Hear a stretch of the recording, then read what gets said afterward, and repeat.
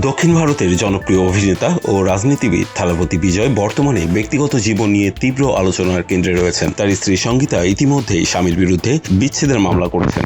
একই সঙ্গে তিনি দাবি করেছেন তৃষা কৃষ্ণনের সঙ্গে বিজয়ের বিবাহ বহির্ভূত সম্পর্ক রয়েছে। এই অভিযোগ ঘিরে সামাজিক যোগাযোগ মাধ্যমে শুরু হয়েছে ব্যাপক আলোচনা ও বিতর্ক। এতদিন পুরো বিষয়টি নিয়ে নীরব ছিলেন বিজয়, তবে অবশেষে তিনি এই বিষয়ে প্রথমবারের মতো মুখ খুলেছেন এবং ভক্তদের উদ্দেশ্যে একটি বার্তা দিয়েছেন। রোববার ইন্টারন্যাশনাল উইমেন্স ডে উপলক্ষে আয়োজিত একটি অনুষ্ঠানে যোগ দেন তিনি। সেখানে নিজের ভক্তদের উদ্দেশ্যে সংক্ষিপ্ত বক্তব্যে চলমান গুঞ্জন নিয়ে কথা বলেন।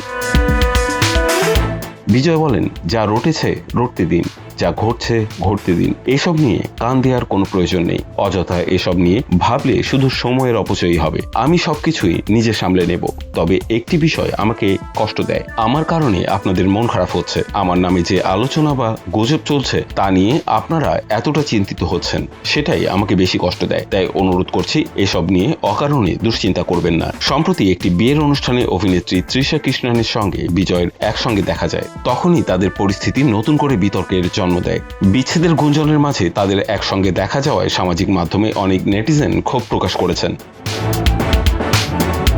গত কয়েকদিন ধরেই বিজয় ও সঙ্গীতার দাম্পত্য ভাঙনের খবর নিয়ে জোর আলোচনা চলছে। এদিকে আদালত ইতিমধ্যে এই মামলার বিষয়ে নির্দেশ দিয়েছে। আদালতের পক্ষ থেকে বিজয়কে আগামী 20 এপ্রিল সশরীরে হাজির হওয়ার নির্দেশ দেওয়া হয়েছে। ওই দিনই মামলার পরবর্তী শুনানি অনুষ্ঠিত হওয়ার কথা রয়েছে। এর আগে বিজয়ের স্ত্রী সঙ্গীতা অভিযোগ করেন, এক অভিনেত্রীর সঙ্গে দীর্ঘদিন ধরে সম্পর্ক বজায় রেখেছেন বিজয়। তার দাবি 2021 সালে তিনি স্বামীর এই সম্পর্কের বিষয়ে জানতে পারেন। যদিও সে সময় বিজয় নাকি সম্পর্কটি শেষ করার প্রতিশ্রুতি দিয়েছিলেন। শেষ পর্যন্ত সেই প্রতিশ্রুতি রক্ষা করা হয়নি বলেই অভিযোগ করেছেন সঙ্গীতা। এই পরিস্থিতিতে বিজয়ের ব্যক্তিগত জীবন নিয়ে আলোচনা থামার কোনো লক্ষণ এখনো দেখা যাচ্ছে না। তবে অভিনেতা নিজের বিষয়টি নিয়ে ভক্তদের উদ্বিগ্ন না হওয়ার আহ্বান জানিয়েছেন।